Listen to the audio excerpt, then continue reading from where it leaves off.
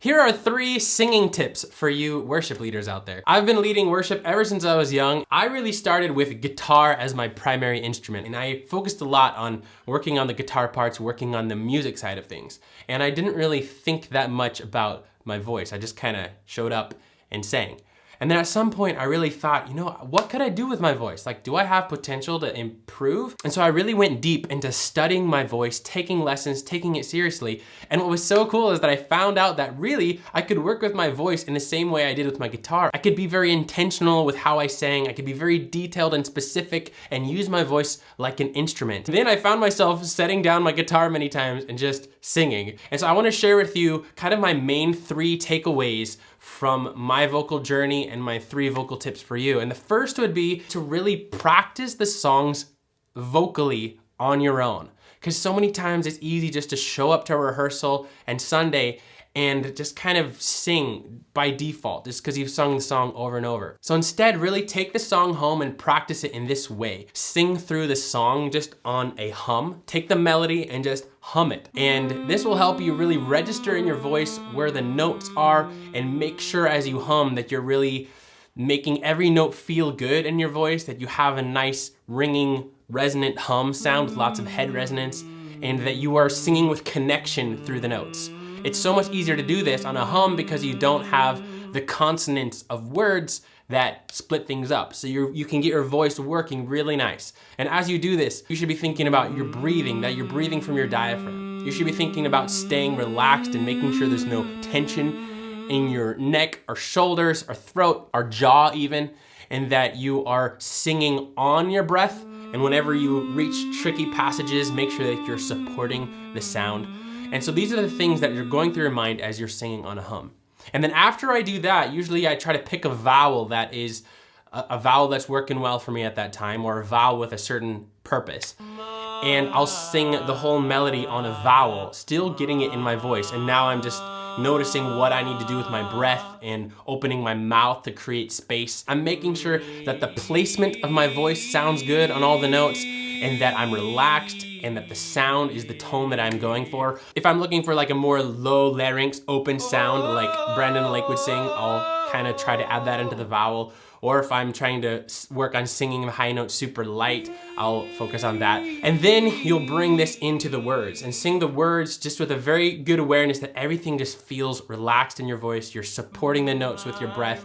Your placement is good. And when you sing different words, you'll notice that the vowels of certain words make it challenging sometimes. And so then you try to adjust to those vowels and those words, and you try to make the consonants not get in the way of singing with connection. And then practice dynamics, practice the different parts of the song, and be intentional about starting soft if it's a ballad, and then ending up louder with bigger sound.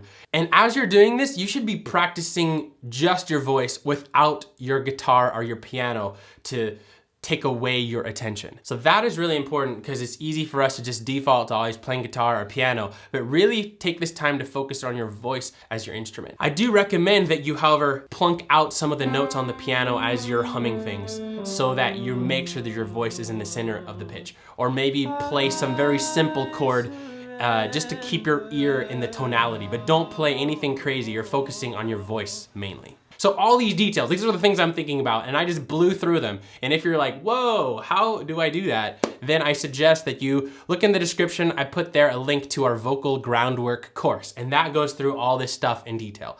And if you just want to get your feet wet, then try our vocal technique mini course, and that'll get you kind of thinking on these techniques. But as a worship leader, we know that it's not all about our vocal technique or anything. If we have the best technique in the world, but we don't apply this next point, I think it might be better that we weren't leading worship at all. It can be easy, I feel, as we sing a song over and over to get disconnected from it. It's so important to make sure that our heart is still in it and that we're still singing the song and meaning it.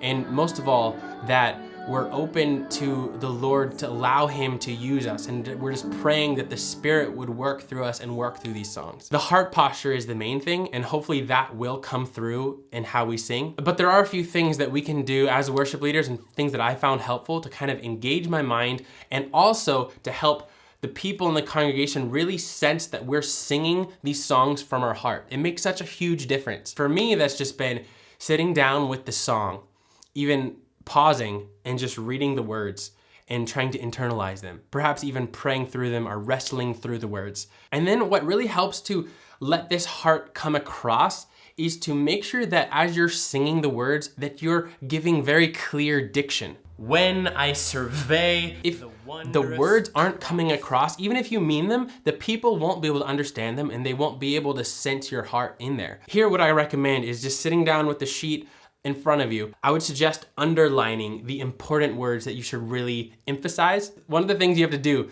is you have to overdo something before you can settle into kind of a new normal that's more expressive. And so what you should do as you're reading is overdo the consonants, overdo the articulation. So it's not just consonants, it's also the way that you chew the words and the way that you articulate using your facial muscles to do this. And another part of this is not only just the consonants and the chewing of the words, but it's opening your mouth wide enough. So my rule of thumb is to open your mouth 2 fingers wide on all open vowels. And this feels funny at first, especially if you're not used to it, but it allows the words to sound so much clearer when you sing them. Sometimes I hear worship leaders singing with this very mumbled style, and honestly, I really don't think that's helpful, and I don't think it's cool at all. So I don't know if that's you, just examine where you're coming from and see if that's really, if you're going for something cool. Don't try to be cool, try to be clear so that people can understand the words and be moved by them. This next point is really something that I've been struggling with for a while, and I found that oftentimes my emotion would just come out in the song a lot when I'm leading, and I would sing too loud because of it, and I would push my voice, and this would cause kind of an ugly sound. Basically, I was trying to sing too much. I was over singing. Because of this contemporary style and because we're singing with a microphone, we really don't need to sing that loud. By practicing on vowels and humming and just feeling how it can sound relaxed in your voice, try to have that be your default and then bring your emotion into that versus over singing. One thing that has really helped is to record myself and listen back later and see if I sound pushed or not. I'll usually use our live stream recordings and listen back and kind of evaluate and see if the way that I felt that I was singing came across or if I was pushing my voice too much.